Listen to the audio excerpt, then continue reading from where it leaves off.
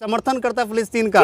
हमारी जो कूटनीति है वो फिलिस्तीन के साथ है। सुनिए, हमारा देश जब ऊपर की नीतियों में समर्थन करता है तो हम करते हैं। हमारा देश देखिए, फिलिस्तीन से मुसलमानों का रिश्ता है, हिंदू मुस्लिम से, मस्जिद अक्सा से रिश्ता है। तुम मुसलमान तो बोलेंगे, मैं बोल रहा हूँ, मैं आपको फुटेज नहीं लेने देने वाली। हाँ, आप भारत में रहते हो तो भारत की जय क्यों नहीं? दोनों ही सांसदों को बोलूंगी, दोनों ही जनता के वोट से बने हैं और दोनों ही भारत की जनता के वोट से बने हैं। आप हमारे भारत की संसद में विदेशों को क्यों घुसेड़ते हो भाई? बताइए। आप भारत की संसद में बैठे हैं, भारत के मुद्दे उठाइए, भारत की जनता का मुद्दा उठाइए। इसका मतलब दोनों सांसदों का साफ है। मैं दोनों को क्लियर कर दूं, मैं असीमुद्दीन ओवैसी जी का भी क्लियर कर देती हूँ और मैं भाजपा के सांसद का भी। दोनों सांसदों ने जानबूझ करके अपनी सलाह मशवरा करके इस तरीके के मुद्दे उठाए ताकि संसद चले ही नहीं, ताकि संसद में जनता के मुद्दे उठे ही नहीं, ताकि संसद में भारत के मुद्दे उठे ही नहीं। इसलिए दोनों की मैं तो पहले से ही बोलती हूँ, बी टीम है। असीमुद्दीन ओवैसी जो है वो बी टीम है भाजपा की, तभी दोनों अपनी साठगांठ से अपनी डपली अपना राग बजा रहे हैं ना। बताइए। मतलब कह रहे कि बीजेपी के साथ जुगलबंदी है। बिल्कुल जुगलबंदी है, तभी तो आपने संसद को, पहला संसद का सत्र था तो जनता के मुद्दे उठने चाहिए थे, जनता की बात होनी चाहिए थी। और एक ने उठा दिया फिलिस्तीन का, दूसरे ने एक दूसरे उसका हिंदू का उठा दिया। आप इनको तो ये भी नहीं पता होगा कि राष्ट्र शब्द आया कहाँ से था। ठीक है, किसको? ओवैसी को भी नहीं, और ना ही भाजपा के सांसद को। पत्रकार भी सीखते हैं। हाँ, पत्रकार सीखते हैं। तो सीखा उन पत्रकारों ने सीखा। बताइए, आप सारे पत्रकार सामने, आप बोलेंगे भारत में रह करके फिलिस्तीन की जिंदाबाद बोलोगे आप? बताइए। आप भारत बोल रहा हूँ फिलिस्तीन जिंदाबाद। आप भारत का नमक खाते, इसका विरोध कीजिए। ये मैं अभी बोल रहा हूँ, मेरा देश समर्थन करता है फिलिस्तीन का। हमारी जो कूटनीति है वो फिलिस्तीन के साथ है। सुनिए, हमारा देश जब ऊपर की नीतियों में समर्थन करता है तो हम करते हैं। हमारा देश देखिए, फिलिस्तीन से मुसलमानों का रिश्ता है, हिंदू मुस्लिम से, मस्जिद अक्सा से रिश्ता है। तुम मुसलमान तो बोलेंगे, मैं बोल रहा हूँ, मैं आपको फुटेज नहीं लेने देने वाली। हाँ, ये ऑन कैमरा बोल रहे हैं। ये हमारे देश के अपर का मामला है। जब फिलिस्तीन को जरूरत होती है भारत जा करके सपोर्ट करता है। तो आप बोलिए ना कि नियम का उल्लंघन हुआ है। बोलिए, बैरिस्टर साहब ने नियम का उल्लंघन किया? तो बिल्कुल बोल रहा हूँ। हाँ, कहाँ बोल रहे हैं? दर्ज हुआ तो देखिए, संसद सदस्यता जानी चाहिए। बिल्कुल जानी चाहिए। मतलब राहुल गांधी अगर जनता के मुद्दे उठाते हैं तो उनकी सदस्यता चली जाती है, असीमुद्दीन ओवैसी की नहीं जाएगी। क्यों नहीं जाएगी? फिलिस्तीन को हमारा भारत शुरू से सपोर्ट करता है। जब कभी इंटरनेशनल मामला आता है तब करता है। आर्थिक स्थिति से उनको पहले से सपोर्ट करता है, मौखिक स्थिति से करता है। लेकिन भारत की संसद में भारत का मामला होना चाहिए। राहुल गांधी जो है सदन में डरे डरे, बिल्कुल जानी चाहिए, दोनों की सदस्यता जानी चाहिए। अच्छा, राहुल गांधी जो है सदन में डरे डरे से लग रहे हैं। आप जरा गौर कीजिए, देश के प्रधानमंत्री जी को पहली बार तमाम मीडिया के चैनल बता सकते हैं, तमाम मीडिया के और भी कैमरे हैं यहाँ पर, सिर्फ आप ही का कैमरा नहीं है। समझ गए आप? और भी लोग हैं। आप अपने कैमरे वाले को, भैया को बोलिए, इधर आएंगे वो। ठीक है, अब इतने सारे लोग हैं इस देश में और आप सब मीडिया वाले, आप सब कवर करने वाले लोग, ईमानदारी से बताइएगा, देश के प्रधानमंत्री जी को क्या कभी ऐसे देखा? नहीं देखा उदास, क्योंकि हमने उदास नहीं किया। देखिए, हमने उदास नहीं किया उनको उदास किया उनकी खराब नीतियों ने, उनको उदास किया उनके खराब प्रचार प्रसार ने, उनको उदास किया उनके जो प्रवक्ता बैठे हुए टीवी पे उलूल जलूल बातें करते हैं, उनको उदास किया तमाम उन नेताओं ने जिन्होंने देश के किसानों को आतंकवादी बताया, उनको उदास किया जिन्होंने देश के किसानों को खालिस्तानी बताया, और जिन्होंने ये कहा बैठ करके कि 100 रुपए में ये महिलाएं बैठी हुई हैं, आंदोलन कर रही हैं, उनको उदास तो ऐसे लोगों ने किया। राम मंदिर दिया, लेकिन लटक लटक के बार भी फेल, जैसे कहते हैं ना, लटक लटक के बार भी फेल, तो वो वाला काम है। तीसरी बार प्रधानमंत्री बने, मेरी शुभकामनाएं उनको, उनकी अच्छी उम्र की, लंबी उम्र की मैं कामना करती हूँ। और मैं उम्मीद सरकार चले इसकी भी आप उम्मीद करती हूँ। दे दिया, राशन दे दिया, क्या चाहिए जनता को?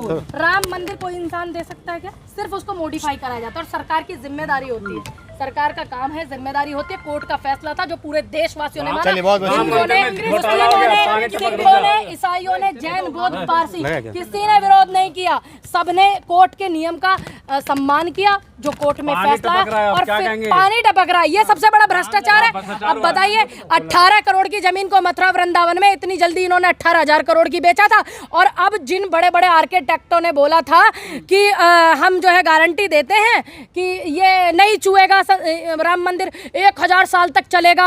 अरे भाई, राम लला, अब बारिश में पानी टपक रहा है। तुमने जो वो घोटाला भ्रष्टाचार टपक रहा है भाजपा का, और वहाँ के जो संत हैं वो इस बात को मीडिया में आकर के कह रहे हैं, और ये बड़ी बात, मैं उनको नमन करती हूँ।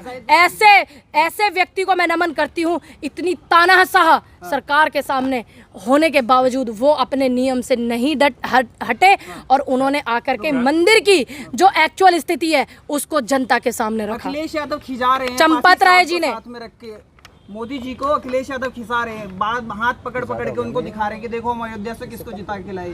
तो क्या देखते हो? देखिए, जितने भी हमारे तीर्थ स्थल थे उन सभी तीर्थ स्थलों में तमाम वो लोग जीते हैं, तमाम वो लोग जीते हैं जिन्होंने जनता के दुख को समझा, जिन्होंने जनता की तकलीफ को समझा है। अब जनता ने इनको नहीं समझा क्योंकि इनके तकलीफ जो थी वो जितनी भी थी वो सिर्फ कुर्सी पे बैठने की थी। तमाम वादे इनके खोखले थे और उन खोखलों को नाकाम किया। और सबसे बड़ी बात, जहां देश के प्रधानमंत्री पैर धर देते हैं, केदारनाथ में पैर रखा उन्होंने तो भैया सारी चीजें जो सोने की, हीरे जवाहरात की, वो पीतल में तब्दील हो गई।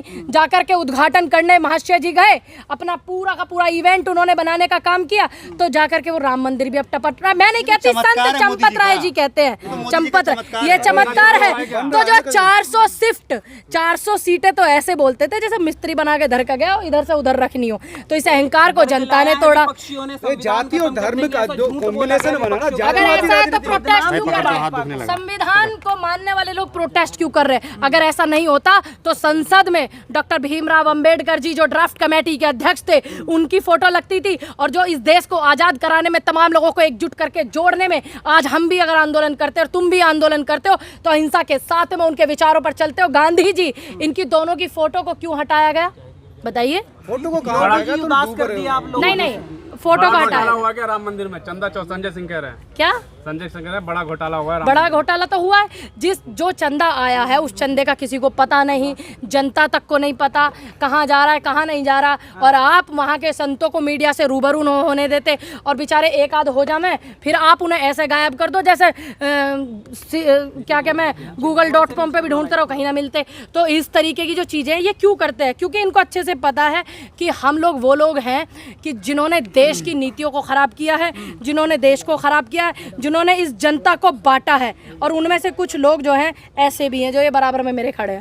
अरे मैडम, मोदी समर्थक, एक मिनट सर सुनिए, मोदी समर्थक ये कह रहे हैं कि दाल रोटी खाएंगे, हिंदू राष्ट्र बनाएंगे। देखिए, हम राम राज के पक्ष में हैं, राम की नियतियों पे चलते हैं, राम के आदर्श को मानते हैं। आसान नहीं है राम बनना, मर्यादाओं को अपनाना पड़ता है, हर बेटी को बहन बेटी मानना पड़ता है, सिर्फ अपनी स्त्री को बीवी मानना पड़ता है। आसान नहीं है मर्यादा पुरुषोत्तम राम बनना। तो आसान नहीं है मोदी जी बनना। हम हाँ बिल्कुल आसान नहीं है, बिल्कुल कायदे की बात आपने कही, क्योंकि आसान नहीं है इतनी कट्टरता दिखाना और आसान नहीं है इस देश की बेटियों को अपने ही राज्य में नंगा घुमाना और पीएम पद से एन वीरेन से इस्तीफा ना लेना। और आसान नहीं है इस देश में किसानों के ऊपर ट्रैक्टर चलाना। आसान नहीं है इस देश में बेटियां जो प्रोटेस्ट कर रही थी विदेश से मेडल लाने वाली ओलंपिक में, उनके ऊपर अपने डंडे बजवाना अपनी पुलिस के।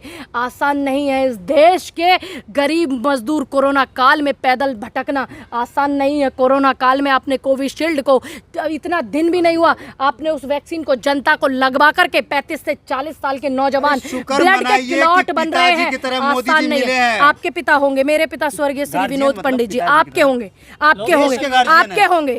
मेरे पिता स्वर्गीय श्री विनोद पंडित जी है। सोशल मीडिया पे लोग लिख रहे हैं कि 2000 करोड़ का मंदिर 200 दिन भी नहीं चल पाया। वही बात है ना भाई, अब ये इनका घोटाला है, ये घोटाला है। इस घोटाले की जांच कौन करेगा? जांच कमेटियां कौन बैठेंगी? अब नेता प्रतिपक्ष बैठेंगे राहुल गांधी और आमने सामने की होगी टक्कर इस जनता के मुद्दों पर और इनके घोटालों पर। अब बड़ी हालत खराब है क्योंकि राहुल गांधी जी नेता प्रतिपक्ष बन गए। 50 साल हो गए आपातकाल को, तो लोकसभा अध्यक्ष ने कहा कि अब ऐसी समय नहीं आएगा, कांग्रेस ने जो किया था वो नहीं दोहराया जाएगा। देखिए, आज के दौर में सिर्फ देखिए हम अपनी कमियों को स्वीकारते हैं, ठीक है, राहुल गांधी जी ने इस चीज़ को स्वीकारा है। हम वो लोग हैं जो अपनी कमी को भी गलती मानते हैं और जनता जनार्दन के सामने सर झुका करके माफ़ी मांगते हैं। राहुल गांधी जी ने भी इस चीज़ को स्वीकारा है, लेकिन फ़र्क इतना है उस समय की जो नेता इंदिरा गांधी थी वो बोल करके चीज़ों को उन्होंने किया, ठीक है, जो गलत था तो गलत था, गलतों को गलत माना जाए। समय स्थिति के आधार पे उन्होंने जो किया वो उनको पता होगा क्या सही था क्या गलत था। लेकिन आज की स्थिति में देखिए, मेरी नज़र में सही वो है सबसे पहले देश के बाद में फिर अपना जो है धर्म इमरजेंसी लागू करना सही। देखिए, बिल्कुल नहीं, हमारे नेता ने स्वीकारा कि गलतियाँ हुई हैं। कितनी बार बोलूँ आप बताइए? दूसरी बात, आज के दौर में अघोषित आपातकाल तो नहीं लगाया हमारी कांग्रेस पार्टी ने, मीडिया पे तंज तो नहीं कसा, ईडी सीबीआई को अपने कब्जे में तो नहीं लिया, पत्रकारों को जेल में तो नहीं ठूसा, सदन की सदस्यता तो रद्द नहीं की जनता के मुद्दे उठाने पर, सड़कों पे किसानों को तो नहीं रौंदा, 2 बेटियों को नंगा तो नहीं घुमाया, अपने राज्यों में सरकार में कहीं ऐसा तो नहीं हुआ। 2014-12 का आपको रेप याद होगा, निर्भया कांड आप सभी को याद है ना, तभी ठीक है कांग्रेस की सरकार थी, उसका इलाज कराने के लिए विदेश भेजा था उस बेटी को, ठीक, और उन लोगों पे चारों पे फांसी की सजा सुनाई गई थी, जिनको फांसी हुई है, सजा उसी टाइम पे हो गई थी कांग्रेस के टाइम पे, और उनको फांसी हुई है, ठीक। अब ये दौर था उस दौर का, और आज मनीषा वाल्मीकि के लिए आपने देखा होगा कि एम्स में बेड खाली नहीं है। अरे एक नेता को, भाजपा के तो छोड़िए, सत्ताधारी के किसी एक नेता को खांसी आ जाए, तुम पूरे के पूरे दिल्ली को खाली करा दो, और तुम पे एक बेटी के बलात्कार के लिए इलाज के लिए बेड खाली नहीं था। तो ये फर्क है कांग्रेस में और ये फर्क है भाजपा में। बाइकआउट आप भी कर रहे हैं क्या अयोध्या वासियों का? मैं क्यों करूंगी भाई, मेरे देश की जनता, देखिए मैं किसी भाजपा को हरा दिया। देखिए ये वो लोग हैं जो घर में ही जयचंद पले होते हैं, वो तो आप लोगों को देखिए, अरे बोलने दीजिए, अब जयचंद की बेटी को ले जाओगे तो कुछ करेंगे नहीं, अब जयचंद की बेटी को कोई ले जाएगा तो कुछ करेगा नहीं, भाई बाप होने के नाते बहुत कुछ करेगा। सब कुछ किया मोदी जी ने और हरा दिया। क्या किया मोदी जी ने? राम मंदिर में दिया, वहाँ पे वो जो सारा का सारा घोटाला हो रहा है उसका हिसाब दिया अयोध्या। हम तो हिसाब मांग रहे हैं, हम तो घोटाले का हिसाब मांग रहे हैं, इतने पेपर जो है वो लीक हुए हैं उनका हिसाब मांग रहे हैं, आईटीबीपी में भर्तियां जो घोटाले किए जा रहे हैं उनका हिसाब मांग रहे हैं, बेटियों के बलात्कार, कितने बलात्कारियों को आपने फांसी की सजा सुनाई, क्यों नहीं आप फांसी की सजा का एक वो रखते कि भी जो बलात्कार करेगा उसका फांसी हो, जिससे कि और भी लोग इस तरीके की चीजें ना करें, छोटी से छोटी बच्चियों का बलात्कार हो जाए। और महिला आरक्षण जिसको लेकर के आपने पूरा का पूरा लोकसभा का चुनाव ये लड़ा है कि महिलाओं को आरक्षण देंगे, सिर्फ आपने जुबानी बोला है, लागू कीजिए। और इसी उसमें हम महिला कांग्रेस की तरफ से प्रोटेस्ट करने जा रहे हैं।